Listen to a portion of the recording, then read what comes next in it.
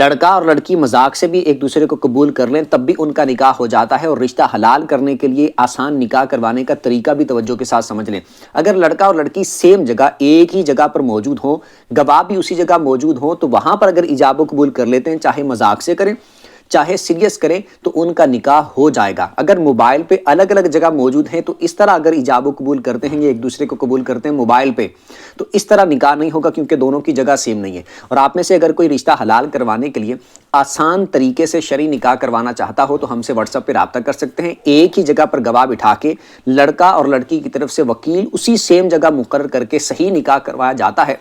Profile पे देखें, WhatsApp का नंबर मौजूद होगा प्लेलिस्ट वाली जगह पर, वहां से आप राब्ता करके आसानी के साथ निकाह करवा सकते हैं।